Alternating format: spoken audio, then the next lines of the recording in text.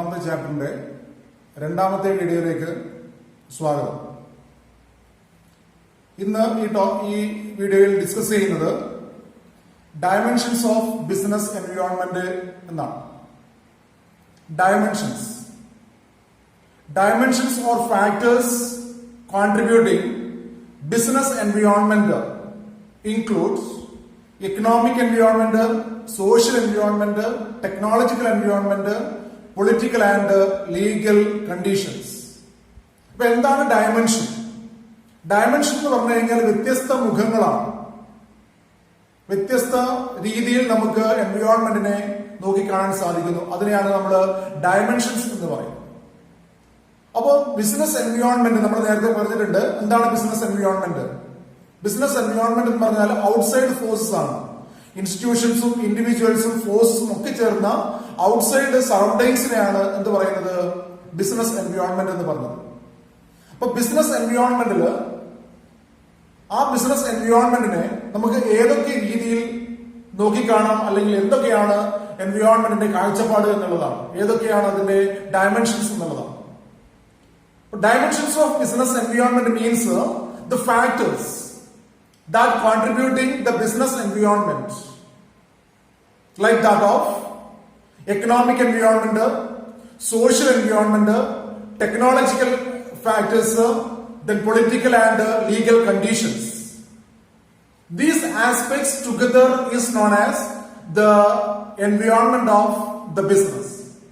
Mostly these elements are external in condition. ഈ എലമെന്റുകളൊക്കെ എന്താണ്? External എൻവയോൺമെന്റുകളാണ്, അല്ലെങ്കിൽ ജനറൽ എൻവയോൺമെന്റിന്റെ ഭാഗമാണ്. സ്പെസിഫിക് എൻവയോൺമെന്റ് ഉണ്ട്, ജനറൽ എൻവയോൺമെന്റ് ഉണ്ട് നമ്മൾ പറഞ്ഞിട്ടുണ്ട്. അപ്പോ ജനറൽ ഫോഴ്സിന്റെ അല്ലെങ്കിൽ ജനറൽ എൻവയോൺമെന്റിന്റെ ഭാഗമായിട്ടുള്ള കാര്യങ്ങളാണ് ഈ പറയുന്ന ഡയമെൻഷൻസ് ഒക്കെ. These aspects are under the general environment which mostly influence many enterprises at the same time. ഈ എൻവയോൺമെന്റൽ ഫാക്ടേഴ്സ് ഒക്കെ ജനറൽ എൻവയോൺമെന്റിന്റെ ഭാഗമാണ്. ഇത് പ്രധാനമായും എൻവയോൺമെന്റിനെ അതായത് ഒന്നിൽ കൂടുതൽ എൻവയോൺമെന്റിനെ ഒരേ സമയത്ത് തന്നെ സ്വാധീനിക്കാൻ ചാൻസ് ഉണ്ട്. അതായത് ഒന്നിൽ കൂടുതൽ ബിസിനസിനെ സ്വാധീനിക്കുന്ന എൻവയോൺമെന്റൽ ഫാക്ടേഴ്സ് ആണ് ഈ പറഞ്ഞിരിക്കുന്നത്. എന്തൊക്കെയാണെന്ന്? Economic environment, social environment, technological environment, political environment and legal environment. These are the main components of external environment. They are the part of the general environment. That means these environmental factors influence the business indirectly, not directly. Then we have to discuss what are the elements of, or what are the dimensions of business environment. First one is economic environment. What do you mean by economic environment? Economic environment of a business includes the economic conditions of the country. That includes interest rate, inflation rate, changes in disposable income of the individual, stock market indexes, value of rupee, and some other element, import-export rate, etc. are the factors that influence or that included in the economic environment and that will affect the practice or management practice of an enterprise. Economic environment comprises of interest rate, രാജ്യത്തിലെ നികുതി ഘടന അല്ലെങ്കിൽ പലിശയുടെ ഘടന, നികുതി അല്ല പലിശ. അതുപോലെ തന്നെ ഇൻഫ്ലേഷൻ റേറ്റ്, പണപ്പെരുപ്പത്തിന്റെ അളവ്, ഡിസ്പോസിബിൾ ഇൻകം, അതായത് ഒരു വ്യക്തിയുടെ ഡിസ്പോസിബിൾ ഇൻകത്തിന്റെ അളവ്, സ്റ്റോക്ക് മാർക്കറ്റ് ഇൻഡെക്സ്, അതായത് സ്റ്റോക്ക് മാർക്കറ്റിൽ ഉണ്ടാകുന്ന ഇൻഡെക്സ്, അതായത് നമുക്കറിയാം സ്റ്റോക്ക് മാർക്കറ്റ് പിന്നീട് നമ്മൾ ഡിസ്കഷനിൽ വരുന്നതാണ്. സ്റ്റോക്ക് മാർക്കറ്റിന്റെ ഇൻഡെക്സ്, ഓരോ ദിവസവും ഉണ്ടാകുന്ന ഇൻഡെക്സിന്റെ റേറ്റ്. പിന്നെ വാല്യൂ ഓഫ് റുപ്പി, മറ്റുള്ള കറൻസിയുമായിട്ട് കമ്പയർ ചെയ്യുമ്പോൾ നമ്മുടെ കറൻസിയുടെ വാല്യൂ. ഇങ്ങനെയുള്ള പല ഘടകങ്ങൾ അടങ്ങിയിരിക്കുന്നതാണ് എക്കണോമിക് എൻവയോൺമെന്റ്. ഇതൊക്കെ ഒരു ബിസിനസിന്റെ മാനേജ്മെന്റ് പ്രാക്ടീസിനെ സ്വാധീനിക്കുന്നതാണ്, അല്ലെങ്കിൽ ബിസിനസിന്റെ ഡിസിഷൻ മേക്കിങ്ങിനെ സ്വാധീനിക്കുന്നതാണ്. ഫോർ എക്സാമ്പിൾ പറഞ്ഞു കഴിഞ്ഞാൽ ഇൻട്രസ്റ്റ് റേറ്റ് ലോങ് ടേം റേറ്റും അതുപോലെ തന്നെ ഷോർട്ട് ടേം റേറ്റും ഉണ്ടാവും. അപ്പൊ ഇൻട്രസ്റ്റ് റേറ്റ് കുറവാണെങ്കിൽ കൂടുതൽ ആൾക്കാർ ലോൺ എടുക്കാൻ തയ്യാറാവും. അങ്ങനെ വരുമ്പോ അതായത് ക്യാപിറ്റൽ ഗുഡ്സിന്, വാഹനങ്ങൾക്കും അതുപോലെ തന്നെ റിയൽ എസ്റ്റേറ്റിന്, ഹൗസ് ബിൽഡിങ്ങിന് അങ്ങനെയൊക്കെ ഡിമാൻഡ് കൂടും. അപ്പൊ ഇൻട്രസ്റ്റ് റേറ്റ് ആൾക്കാരുടെ അല്ലെങ്കിൽ സാധനങ്ങളുടെ ഡിമാൻഡില് മാറ്റങ്ങൾ ഉണ്ടാകും. ഇൻട്രസ്റ്റ് റേറ്റ് കൂടുകയാണെങ്കിൽ ജനങ്ങൾ ലോണിന് വേണ്ടിയിട്ട് ബാങ്കുകളെയോ അല്ലെങ്കിൽ സാമ്പത്തിക സ്ഥാപനങ്ങളെയോ സമീപിക്കില്ല. അങ്ങനെ അവര് കടം വാങ്ങിയിട്ട് സാധനം വാങ്ങിക്കുന്നതിന്റെ അളവ് കുറയും. അപ്പൊ ഇൻട്രസ്റ്റ് റേറ്റ് ഒരു രാജ്യത്തിലെ സാധനങ്ങൾ വിപണനം ചെയ്യപ്പെടുന്ന സാധനങ്ങളുടെ ഡിമാൻഡിനെ സ്വാധീനിക്കപ്പെടുന്നുണ്ട്. അപ്പൊ ചുരുക്കി പറഞ്ഞു കഴിഞ്ഞാൽ എക്കണോമിക് എൻവയോൺമെന്റ് ഏതിനെ സ്വാധീനിക്കും? എക്കണോമിക് എൻവയോൺമെന്റിലുള്ള ഫാക്ടേഴ്സിന്റെ ചേഞ്ചസ് ആ രാജ്യത്തെ ബിസിനസ് സ്ഥാപനങ്ങളെ സ്വാധീനിക്കും. ഇതാണ് എക്കണോമിക് എൻവയോൺമെന്റിനെ കുറിച്ച് പറയാനുള്ളത്. രണ്ടാമത് സോഷ്യൽ എൻവയോൺമെന്റ് ആണ്. Society, social environment. Social environment includes social forces like customs, traditions, values, social trends, society's expectations from business, etc. are the factors included in the social environment. എന്തൊക്കെയാണ് social എൻവയോൺമെന്റിൽ ഉൾപ്പെട്ടിരിക്കുന്ന ഘടകങ്ങള്? Social values, അതുപോലെ തന്നെ traditions, customs, ആചാരങ്ങള്, നമ്മള് പണ്ട് കാലങ്ങളിൽ ചെയ്തു വരുന്ന പ്രവൃത്തികള്, അതുപോലെ തന്നെ മൂല്യങ്ങൾ, വാല്യൂസ്, പിന്നെ സോഷ്യൽ ട്രെൻഡ്, സാമൂഹ്യപരമായിട്ടുള്ള ട്രെൻഡുകൾ, പിന്നെ അതുപോലെ തന്നെ സൊസൈറ്റിയുടെ എക്സ്പെക്ടേഷൻ, ബിസിനസ്സിൽ നിന്ന് സൊസൈറ്റി പ്രതീക്ഷിക്കുന്നത്. നമ്മൾ നേരത്തെ ഡിസ്കസ് ചെയ്യുന്ന പല ടോപ്പിക്കുകൾ ഉണ്ടായിട്ടുണ്ട്. സോഷ്യൽ റെസ്പോൺസിബിലിറ്റി എന്നൊക്കെ പറയുന്നത് it is A kind of expectation. ഇങ്ങനെയുള്ള കാര്യങ്ങളാണ് സോഷ്യൽ എൻവയോൺമെന്റിൽ ഉണ്ടാകുന്നത്. ഉദാഹരണം പറഞ്ഞു കഴിഞ്ഞാൽ ട്രഡീഷൻസിന്റെ കാര്യം എടുത്ത് എന്താണ് traditions? Traditions are the social practice in decades. നമ്മൾ പരമ്പരാഗതമായിട്ട് പിന്തുടർന്നു വരുന്ന ചില ആചാരങ്ങളുണ്ട്. എക്സാമ്പിൾ പറഞ്ഞു കഴിഞ്ഞാൽ celebration of festivals, Onam, Deepavali, Christmas, Ramzan, ഇങ്ങനെ പറയുന്ന ഓരോ സെലിബ്രേഷൻസ് നമ്മൾ സെലിബ്രേറ്റ് ചെയ്യുന്നുണ്ട്. അതിലൊരു കസ്റ്റം ഉണ്ട്, അല്ലെങ്കിൽ ഒരു ട്രഡീഷണൽ പ്രാക്ടീസ് ഉണ്ട് നമുക്ക്.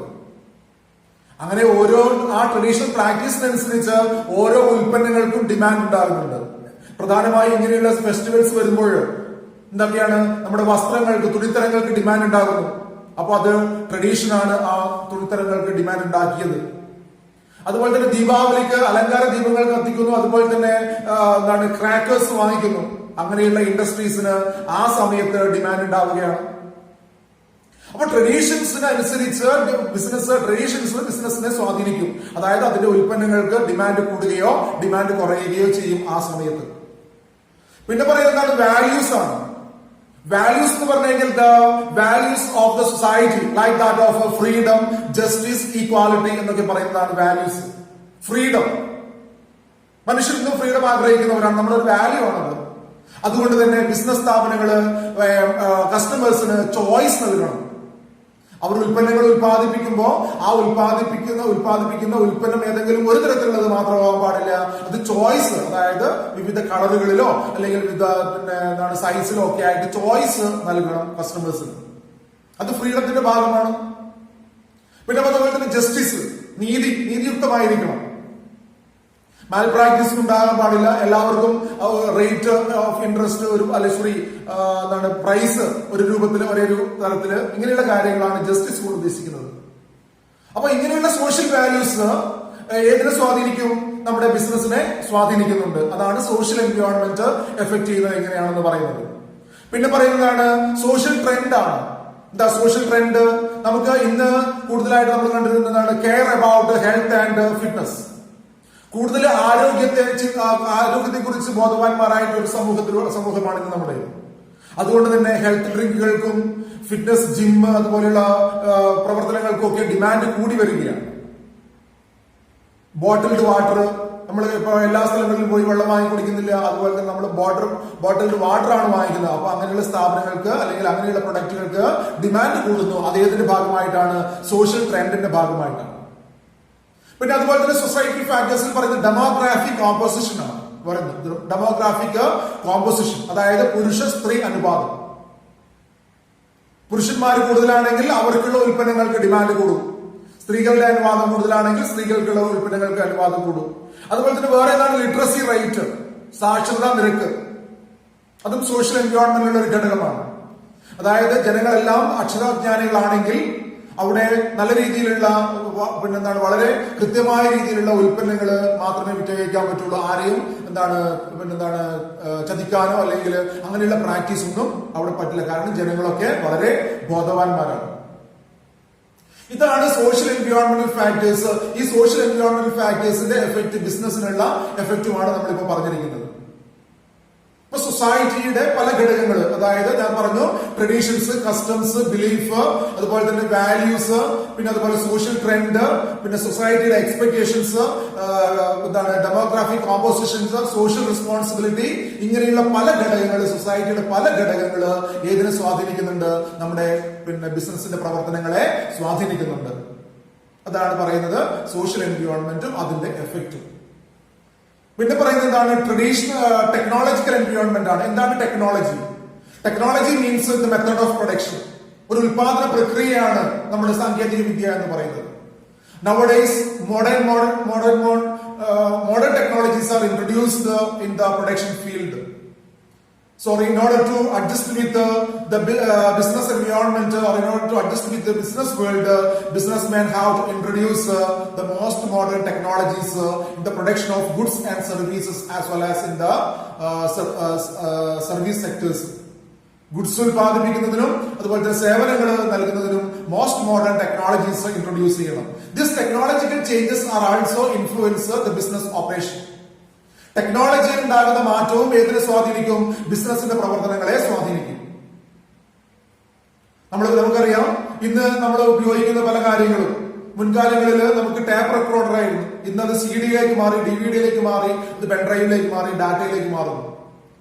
പിന്നെ അതുപോലെ തന്നെ പണ്ടത്തെ മാൻ ടൈപ്പ് റൈറ്റർ മെഷീനിൽ നിന്ന് ഇന്ന് DTP-യിലേക്ക് മാറുന്നു.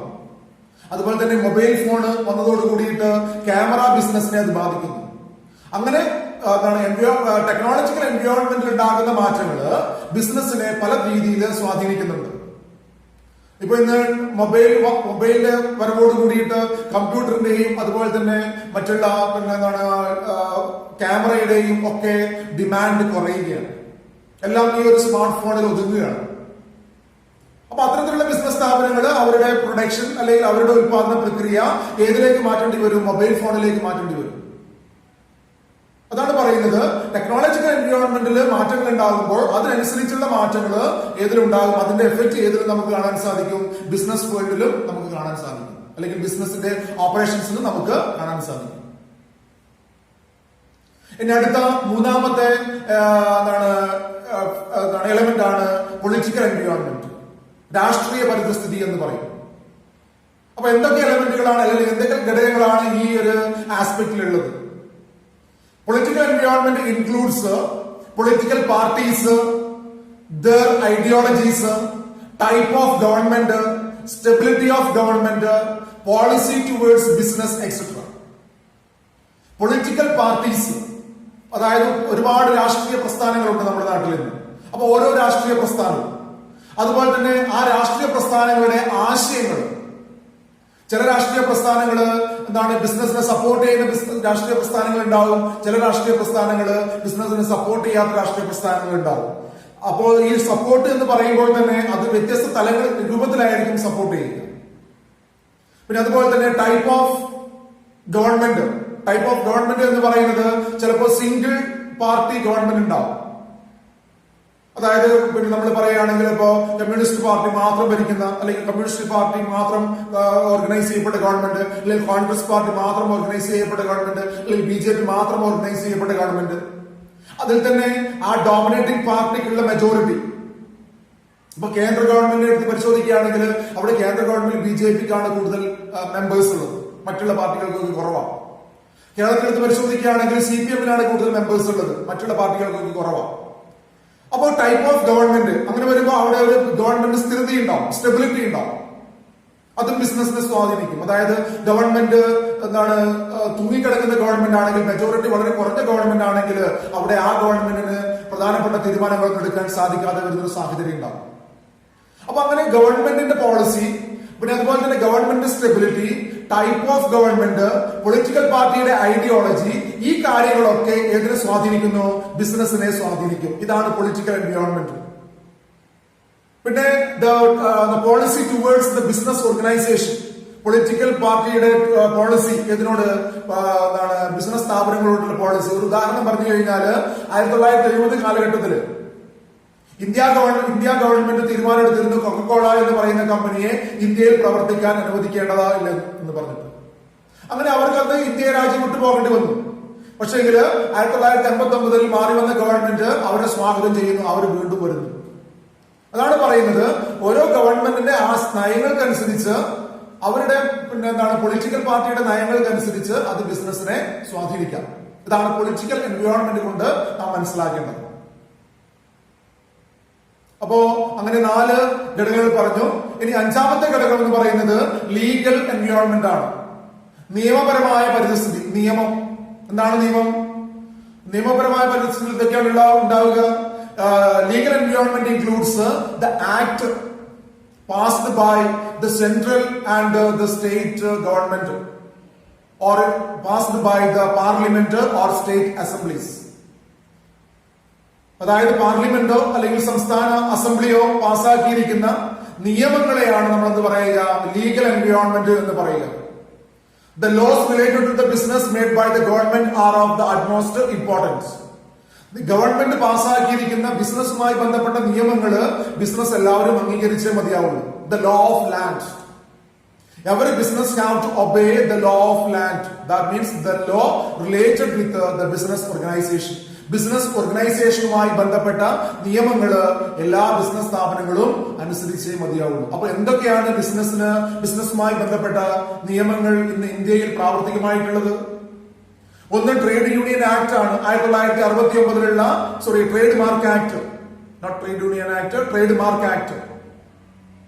അതായത് ട്രേഡ് മാർക്കുമായി ബന്ധപ്പെട്ട നിയമങ്ങൾ. അതായത് ഒരു ബിസിനസ് സ്ഥാപനം ഉപയോഗിക്കുന്ന ട്രേഡ് മാർക്ക് മറ്റുള്ള ബിസിനസ് സ്ഥാപനങ്ങൾക്ക് ഉപയോഗിക്കാൻ പാടില്ല എന്നൊക്കെ പറഞ്ഞുകൊണ്ടുള്ള ട്രേഡ് മാർക്ക് ആക്ട് ഉണ്ട്. അതിനുള്ള നിയമ പ്രൊവിഷൻസ് ഉണ്ട്. പിന്നെ മാത്രമല്ല, അവിടെ എന്തെങ്കിലും വയലേഷൻ ഉണ്ടായിട്ടുണ്ടെങ്കിൽ അതിന് വ്യക്തമായിട്ടുള്ള പണിഷ്മെന്റ് കാര്യങ്ങളൊക്കെ പ്രതിപാദിക്കുന്ന നിയമമാണ് ഇത് ട്രേഡ് മാർക്ക് ആക്ട്. പിന്നെ പറയുന്നതാണ് essential commodities act 1955. 1955 essential commodities act ചില കമ്മോഡിറ്റീസിനെ എസൻഷ്യൽ കമ്മോഡിറ്റീസ് ആയിട്ട് പ്രഖ്യാപിച്ചിട്ടുണ്ട്. വളരെ അത്യന്താപേക്ഷിതമായിട്ട് അല്ലെങ്കിൽ ജനങ്ങളുടെ ജീവിതത്തിന് വളരെ അത്യാവശ്യമായിട്ടുള്ള റിസോഴ്സുകൾ അല്ലെങ്കിൽ വിഭവങ്ങൾ എന്തൊക്കെയാണ്, അങ്ങനെയുള്ള കാര്യങ്ങൾ. പിന്നെ കൺസ്യൂമർ പ്രൊട്ടക്ഷൻ ആക്ട് 1986, അതായത് ഉപഭോക്തൃ സംരക്ഷണ നിയമം.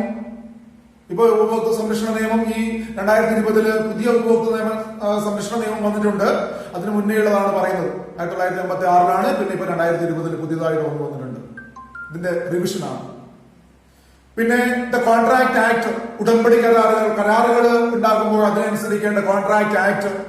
പിന്നെ കമ്പനീസ് ആക്ട് ഓഫ് 2013. ആദ്യത്തെ കമ്പനീസ് ആക്ട് 1956 അത് മാറ്റി ഇപ്പൊ 2013 പുതിയ കമ്പനീസ് ആക്ട് നിലവിൽ വന്നിട്ടുണ്ട്. പിന്നെ ഫാക്ടറീസ് ആക്ട്, അതുപോലെ തന്നെ industrial dispute act, workmen's compensation act, the minimum wages act, അങ്ങനെ പല നിയമങ്ങൾ ബിസിനസ്സുമായി ബന്ധപ്പെട്ടിട്ട് ഗവൺമെന്റ് പാസ്സാക്കിയിട്ടുണ്ട്. ഈ നിയമങ്ങളൊക്കെ ആരനുസരിച്ചിരിക്കണം? ബിസിനസ് സ്ഥാപനങ്ങൾ അനുസരിച്ചിരിക്കണം. അപ്പൊ ഈ ലീഗൽ എൻവയോൺമെന്റിന് അനുസരിച്ച് മാത്രമേ ബിസിനസിന്റെ പ്രവർത്തനങ്ങളെ ഏകോപിപ്പിക്കാൻ സാധിക്കുകയുള്ളൂ, അല്ലെങ്കിൽ അതിനനുസരിച്ച് മാത്രമേ ബിസിനസിന് പ്രവർത്തിക്കാൻ സാധിക്കുകയുള്ളൂ. അപ്പൊ ലീഗൽ എൻവയോൺമെന്റും എതിരെ സ്വാധീനിക്കുന്നുണ്ട്, ബിസിനസിന്റെ പ്രവർത്തനങ്ങളെ സ്വാധീനിക്കുന്നുണ്ട്. അപ്പൊ ഇത്രയുമാണ് നമ്മൾ ബിസിനസ് എൻവയോൺമെന്റിന്റെ ഡയമെൻഷൻസ് അല്ലെങ്കിൽ the factors that comprising the business environment എന്നുള്ള രീതിയിൽ ഡിസ്കസ് ചെയ്യാനുള്ളത്. ഒന്നാമതായിട്ട് പറയുന്നത് എക്കണോമിക് എൻവയോൺമെന്റ് ആണ്, സാമ്പത്തിക പരിസ്ഥിതി. നമ്മുടെ രാജ്യത്തിന്റെ എക്കണോമിയെ കുറിച്ച് നിങ്ങൾ എക്കണോമിക്സിലൊക്കെ കൂടുതലായിട്ട് പഠിക്കുന്നുണ്ടാവും. എന്നാൽ നമുക്ക് പറയാൻ ഒരു മിക്സഡ് എക്കണോമിയാണ്. ഇന്ത്യൻ എക്കണോമി എന്ന് പറയുന്നത് ഒരു മിക്സഡ് എക്കണോമിയാണ്. പിന്നെ അതുപോലെ തന്നെ സോഷ്യൽ എൻവയോൺമെന്റ് നമ്മുടെ രാജ്യത്തിന്റെ സാമൂഹ്യ പരിതസ്ഥിതി ബിസിനസ് സ്ഥാപനത്തെ സ്വാധീനിക്കും. അതെന്തൊക്കെയാ ഘടകങ്ങളുണ്ട് നമ്മൾ പറഞ്ഞു. ട്രഡീഷൻസ് ഉണ്ട്, വാല്യൂസ് ഉണ്ട്, കസ്റ്റംസ് ഉണ്ട്, ബിലീഫ് ഉണ്ട്, അങ്ങനെയുള്ള കാര്യങ്ങളൊക്കെ അതും ബിസിനസിനെ സ്വാധീനിക്കുന്ന ഘടകമാണ്. പിന്നെ ടെക്നോളജിക്കൽ എൻവയോൺമെന്റ് ആണ് രാജ്യത്തിന്റെ സാങ്കേതിക രംഗം. സാങ്കേതിക രംഗത്തുണ്ടാകുന്ന മാറ്റത്തിനനുസരിച്ച് ആ മാറ്റങ്ങൾ ഏതിനുണ്ടാകണം, ബിസിനസ്സിൽ ഉണ്ടായിരിക്കണം. അതാണ് സാങ്കേതിക പരിസ്ഥിതി എന്ന് പറയുന്നത്. പിന്നെ പറയുന്നത് പൊളിറ്റിക്കൽ എൻവയോൺമെന്റ് ആണ്, രാഷ്ട്രീയ പരിസ്ഥിതി. അതായത് ഭരണവും ഭരണകർത്താക്കളും അവരുടെ ഐഡിയോളജീസും ഒക്കെ ഉൾക്കൊള്ളുന്ന ഒരു ഫാക്ടേഴ്സിനെയാണ് അല്ലെ എലിമെന്റിനെയാണ് നമ്മൾ എന്ന് പറയുക പൊളിറ്റിക്കൽ എൻവയോൺമെന്റ് എന്ന് പറയുന്നത്. പിന്നെ ലീഗൽ എൻവയോൺമെന്റ് ആണ്. ലീഗൽ എൻവയോൺമെന്റ് എന്ന് പറഞ്ഞു കഴിഞ്ഞാൽ നമ്മൾ മനസ്സിലാക്കുക, രാജ്യത്ത് ബിസിനസ്സുമായി ബന്ധപ്പെട്ട് ഗവൺമെന്റുകൾ, അതായത് കേന്ദ്ര ഗവൺമെന്റോ സംസ്ഥാന ഗവൺമെന്റോ പാസ്സാക്കപ്പെട്ട നിയമങ്ങളുടെ കൂട്ടത്തെയാണ് ഒരു ബിസിനസ് സ്ഥാപനത്തിന്റെ ലീഗൽ എൻവയോൺമെന്റ് എന്ന് പറയുന്നത്. ഇത്രയുമാണ് business dimensions of business environment എന്ന് പറയുന്ന ടോപ്പിക്കുമായി നമുക്ക് ഡിസ്കസ് ചെയ്യാനുള്ളത്. ഓക്കെ.